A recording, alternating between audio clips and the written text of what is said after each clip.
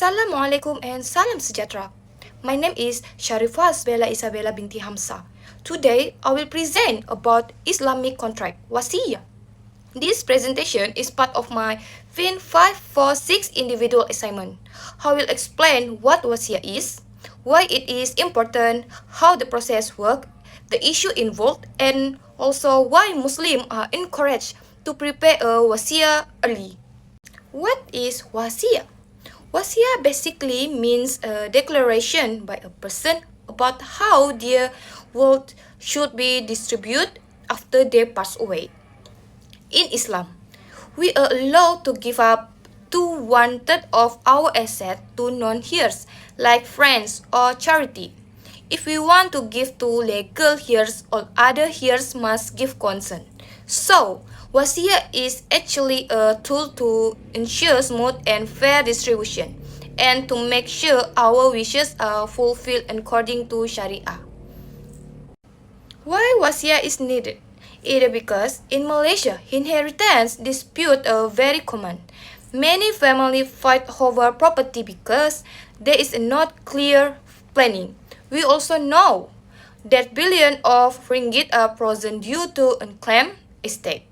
Faraid alone may not solve everything because Faraid follow fixed share. Through wasiyah, a person can support dependents who are not included in Faraid, donate to charity, and also appoint a clear executor to handle everything. Okay, next, pillars of wasiyah have 4, which are testator musi, beneficiary musala, asset musabi, and lasi'ah. I will explain one by one. The first pillar is the testator, or the person writing the will. The testator must be sane, mature, able to make decisions, and must own the property they include in the will. Most importantly, the wasiyah must be done voluntarily without pressure or manipulation. The second pillar is the beneficiary. This can include non-heirs, friends, distant relatives, or even non-Muslim as long as the purpose does not go against Islamic teaching. Charitable organization can also be beneficiaries. However, the wasiyah must not harm the right of legal heirs. The third pillar is the asset. The asset must be clearly owned by the testator, clearly identified like house, car, or saving, and must be halal. The total value must not exceed 1/3 of the entire estate unless all heirs agree. The last pillar is the si'ah, which means the declaration and acceptance. The wording must be clear, written, and witnessed. It must state what is being given, to whom, and also include any condition. A clear si'ah helps prevent legal dispute later. So, next, I will explain about modus operandi.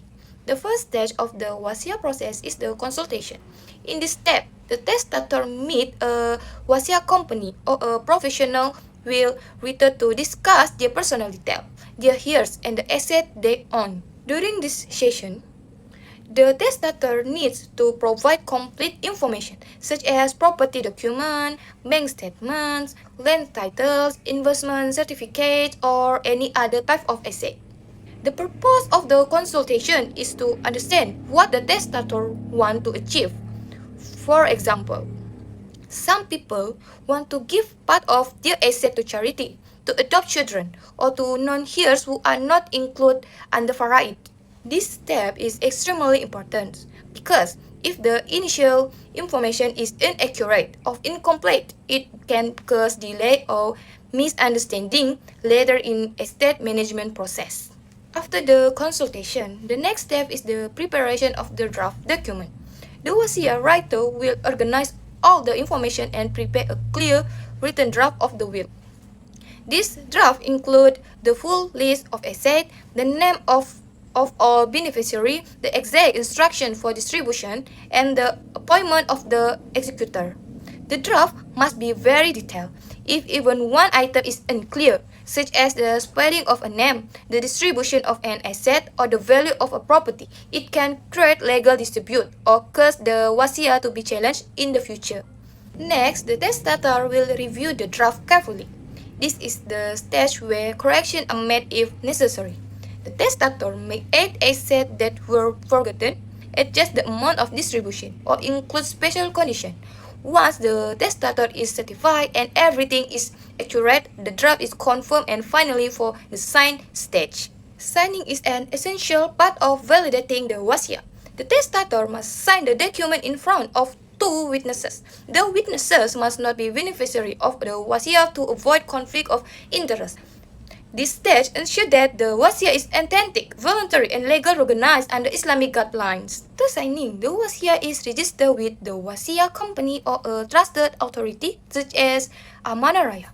Registration helps prevent fraud, loss, or dispute.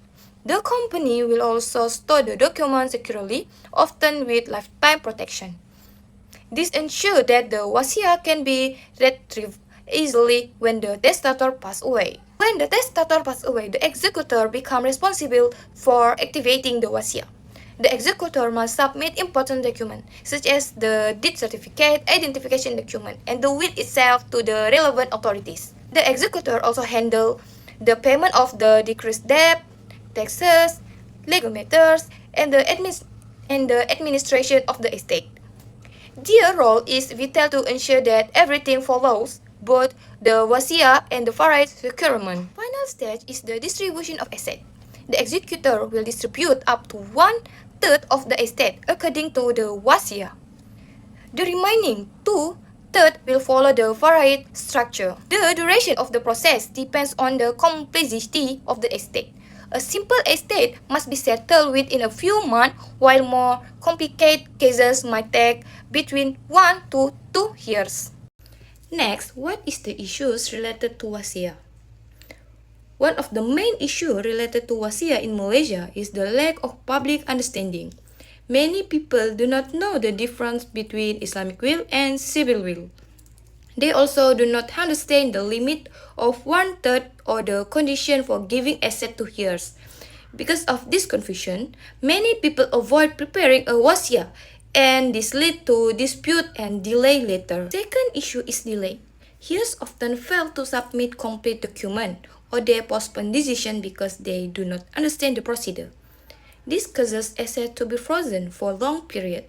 Malaysia has $1 billion of ringgit in unclaimed estate because family did not manage the documentation properly. Another major issue is system inefficiency. Inheritance cases are handled by different agencies depending on the situation. Small estate over 2 million, cases with will and cases without will all go to different authorities. Because of this, the process can be complicated and time-consuming, sometimes taking years to complete. There is also the issue of unqualified wasiat writers. Some writers do not have proper training or knowledge of Islamic inheritance. This can lead to error in the document, incorrect advice, or even exploitation. Poorly written wasiat can be rejected or cause dispute among heirs. Finally, cost is another factor. Although some companies offer affordable service, there are also high fees for drafting and administering estate. For families with limited financial resources, this becomes a burden and causes delay in the managing the estate. One of the most important advantages of wasiat is that it appoints a clear executor. Without an executor, family members may argue about who should handle the estate. With an appointed executor, the process becomes more organized and efficient, reducing conflict among heirs. Wasiat also protects confidentiality. Only the testator and the executor know the content of the will. This helps prevent jealousy or pressure from family members who may disagree with the testator's wishes. Wasiat helps speed up the administration process. When instructions are clear and assets are listed properly, the executor can manage the estate more easily. This helps prevent frozen assets and long delay that are common in inheritance cases. Finally, wasiat allows a person to give to non-heirs, such as friends, stepchildren, adopted children, or charity. These individuals will not receive anything under farai, so wasiat is the only way to ensure they are included. So that's all for me. Thank you for watching.